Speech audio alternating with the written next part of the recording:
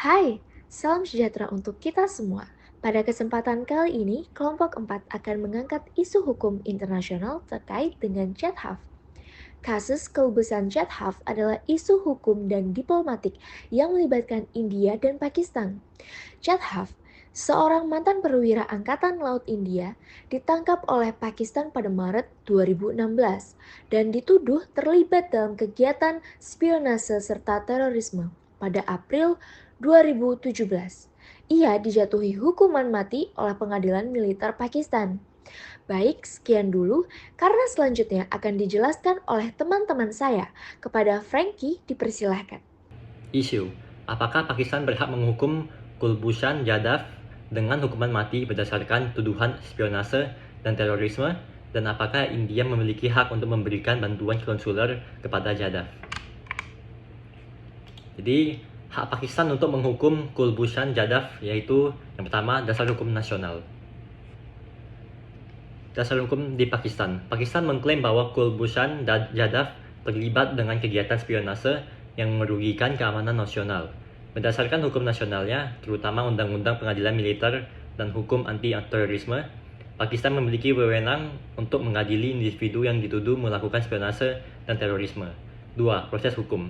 Jadhav diadili di Pengadilan Militer Pakistan yang menimbulkan kontroversi terkait transparansi dan keadilan proses hukum.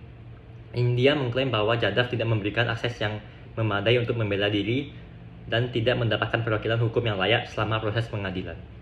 Yang ketiga, pandangan internasional. Meskipun Pakistan memiliki hak untuk menghukum berdasarkan hukum internasionalnya, banyak negara dan organisasi internasional, termasuk Mahkamah Internasional ICJ, mempertanyakan keadilan proses hukum yang dijalani Jadhav. ICJ mengeluarkan putusan pada tahun 2019 yang meminta Pakistan untuk meninjau kembali hukuman mati tersebut dan memberikan akses konsuler kepada Jadhav. Hak India untuk memberikan bantuan konsuler. Yang pertama yaitu Konvensi Wina tentang hubungan konsuler. India berargumen bahwa sebagai negara asal Jadhav, ia memiliki hak untuk memberikan bantuan konsuler berdasarkan Konvensi Wina tentang hubungan konsuler 1963. Pasal 36 konvensi ini menetapkan bahwa negara-negara harus memberikan akses konsuler kepada warganya yang ditangkap di negara lain. Yang kedua, tanggapan Pakistan. Pakistan awalnya menolak memberikan akses konsuler dengan alasan bahwa Jadhav adalah mata-mata dan terlibat dalam kegiatan ilegal di wilayahnya. Namun, keputusan ICJ, Pakistan diwajibkan untuk memberikan akses tersebut. Dan yang ketiga adalah implikasi diplomatik. Keberatan India terhadap proses hukum dan penolakan akses konsuler menunjukkan ketegangan yang lebih luas dalam hubungan diplomatik antara kedua negara. Bantuan konsuler penting tidak hanya untuk perlindungan hak asasi manusia individu, tetapi juga sebagai simbol kedaulatan negara. Baiklah, perkenalkan, nama saya Meriunda Plavli Budiono dengan NPM 2251116.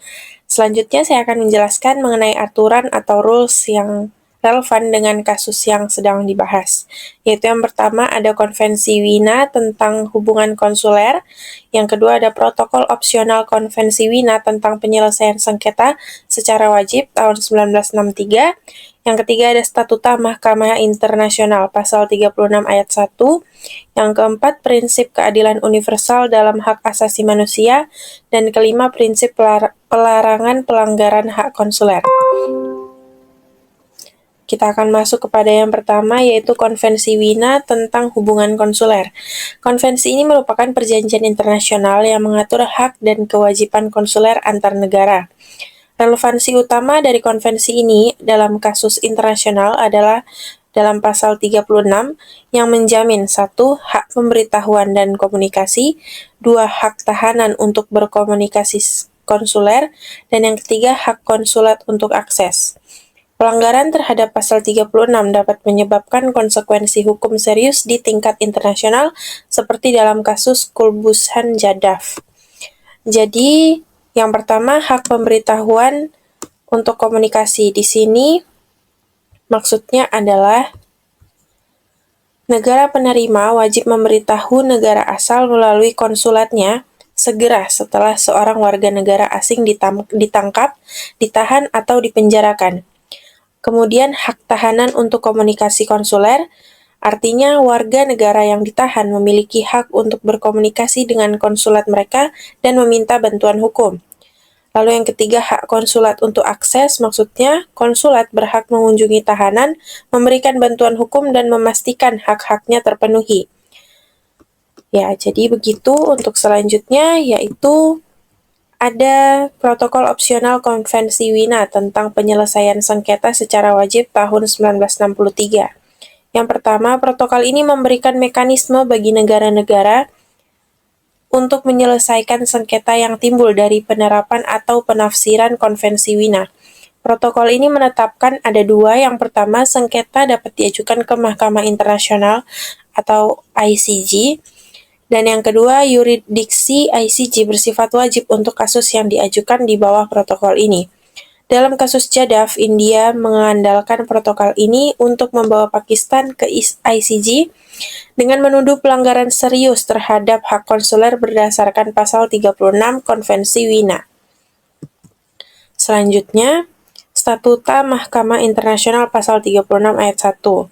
Pasal ini memberikan yurisdiksi kepada ICJ untuk menyelesaikan sengketa yang berkaitan dengan yang pertama, penafsiran atau penerapan perjanjian internasional. Yang kedua, hak asasi manusia yang relevan dalam hubungan antar negara. Dalam kasus ini, ICJ memiliki yurisdiksi karena sengketa terkait dengan penerapan Konvensi Wina dan diatur oleh protokol opsional yang menjadi bagian dari perjanjian tersebut. Berikutnya, ada prinsip keadilan universal dalam hak asasi manusia.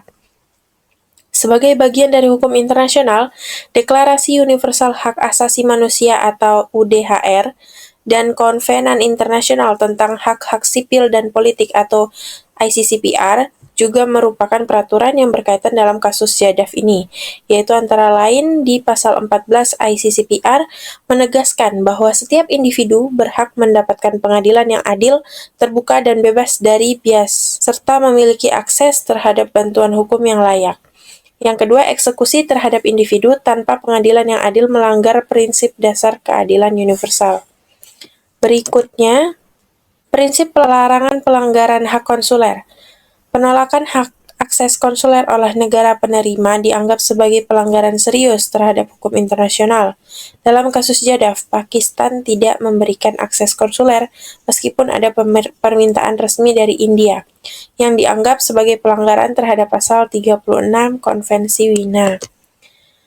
Lalu selanjutnya ada implikasi hukum internasional dalam kasus Jadaf. Di sini yang pertama ada yurisdiksi ICJ. India berhasil membawa kasus ini ke ICJ dengan dasar pelanggaran Konvensi Wina dan protokol opsional. ICJ memerintahkan Pakistan untuk menghentikan eksekusi Jadaf sambil menunggu keputusan final. Kemudian yang kedua, peran Konvensi Wina. Kasus ini menunjukkan pentingnya penghormatan terhadap hak konsuler untuk menjaga hubungan internasional yang damai.